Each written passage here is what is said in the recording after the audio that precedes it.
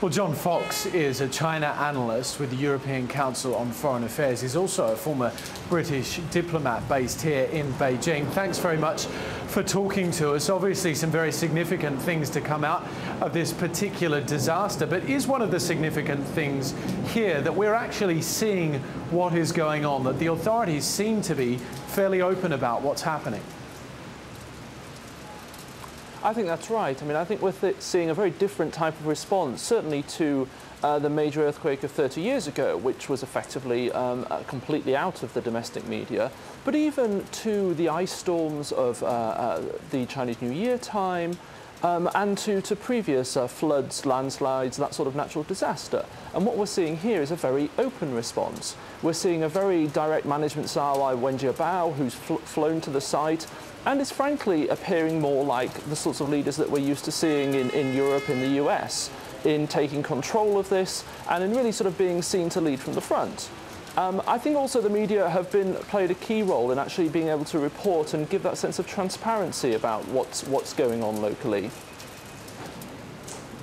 But just how transparent are the Chinese authorities being? I mean, they're certainly not making it easy for journalists to get into that region. Indeed, watching even the foreign language press conference on local television this afternoon, as soon as there was a critical question, it was cut off.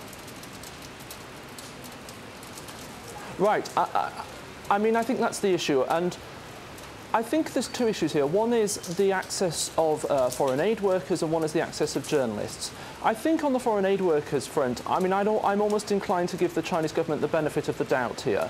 I mean, one of your earlier guests was talking about the fact that foreign aid workers were not being allowed into the region, and I like to think that really it's because the Chinese government have already got 100,000 soldiers on the ground there. They want to run this operation as quickly as possible. What they don't really want is a series of international organisations running around doing their own thing that they're not really in control of. I mean, in any given day, the Chinese like to be able to maintain control of what's going on, and so in a situation like this, they really are going to be very tight.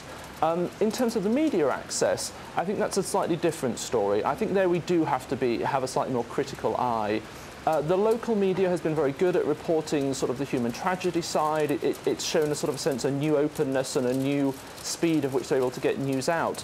But what we're not, of course, seeing is any criticism in the Chinese domestic media of the building standards, the speed of the response. What I've seen a little bit of is international media where they've been able to get access, picking up comments from the mothers and fathers of people that have died and other relatives saying, you know, this is the fault of local leaders who have bypassed building standards, who have not implemented any of the requirements on either earthquake proofing or have not been ready with emergency plans. They've not got people there as quick enough. And of course, some of that is going to be people looking for someone to blame. But there is definitely, I mean, there is a well-known a bad implementation of building standards across China for energy efficiency, for quality of materials and so on.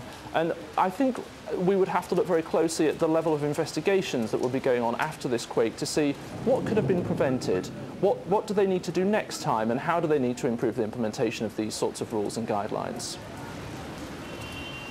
All right, John Fox live in our London studios. Thank you very much for talking to us.